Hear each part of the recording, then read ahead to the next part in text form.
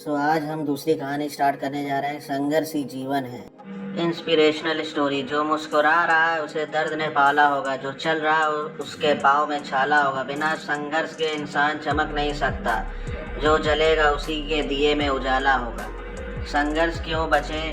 संघर्ष है, संघर्ष ही तो जीवन की आत्मा है। जितना कठिन संघर्ष होगा उतना ही शानदार जीत होगी। एक बार एक किसान भगवान से बहुत ही नाराज़ हो गया।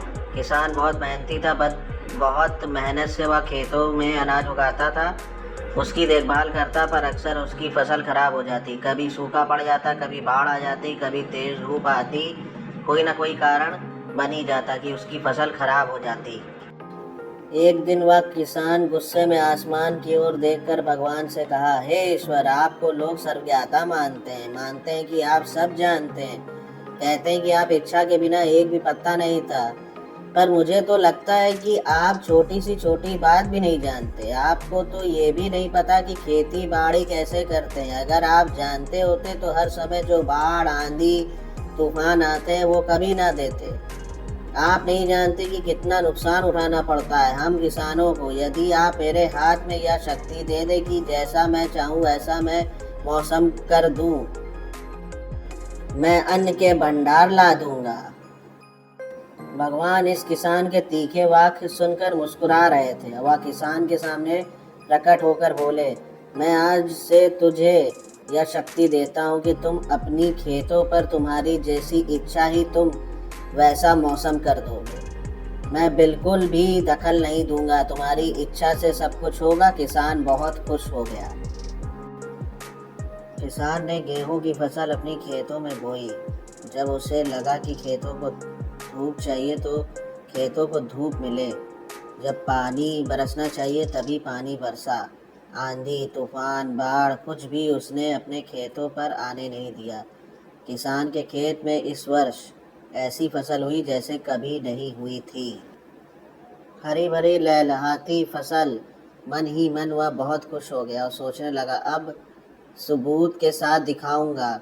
भगवान को इसे कहते हैं शक्ति का सही उपयोग। मेरी सफलता देखकर उन्हें अपनी नियम ज़रूर बदलने पड़ेंगे। कुछ दिन गुजरे, फसल कटने को तैयार हो गए। किसान बहुत उत्सुकता के साथ फसल को काटने लगा, पर जैसे ही उसकी नज़र गेहूं की बालियों पर गया तो उसने अपना सिर पीट लिया। वह रोने चिल्लाने लगा। गेहूं की एक भी बाली के अंदर गेहूं का दाना नहीं था। सारी बालियां अंदर से खाली थी।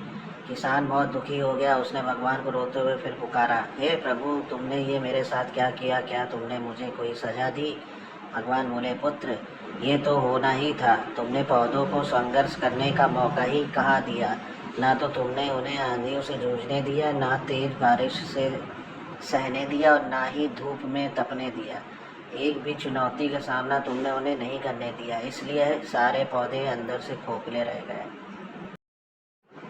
जब आंधी, तूफान, तेज बारिश और धूप पड़ती तभी ये पौधा अपने अस्तित्व को बचाने के लिए संघर्ष करते हैं, और इसी संघर्ष से एक बल पैदा होता है जिसमें शक्ति होती है, ऊर्जा होती है। और यही ऊर्जा पूर्ति तेरी गेहूं के दोनों की तरह जो नहीं फूटी। तूने उन्हें कठिन परिस्थितियों से गुजरने ही नहीं दिया, जहाँ उनके अस्तित्व का जन्म होता है। जहाँ सारे बालियाँ इसलिए खाली हैं, इसमें एक भी गेहूं का दाना इसलिए नहीं क्योंकि तुमने अपने पौधों को संघर्ष कराया ही नहीं। याद रखिए, स्वर्ण में स्वर्णीय बात तभी आती है जब वह आग में तपने लगे, और हथौड़े के पीटने से जैसे संघर्षों से गुजरता है। कोयले का टुकड़ा हीरा तभी बनता है जब वह उच्च ताप की मुश्किल परिस्थितियों से गुजरता है। इसी तरह यदि हमारी ज़िंदगी में कोई संघर्ष ही ना हो, कोई चुनौती ही ना हो, तब हम भी गेहूं की बालियों की तरह खोखले रह जाएंगे। कोई अस्तित्व नहीं होगा हमारा। आगे आने वाले वीडियो के लिए आप लोग तैयार रहिए। मैं और एक्साइटिंग वीडियोस और एक्साइटिंग स्टोरीज लाऊंगा। प्लीज़ शेयर कीजिए, सब्सक्राइब कीजिए।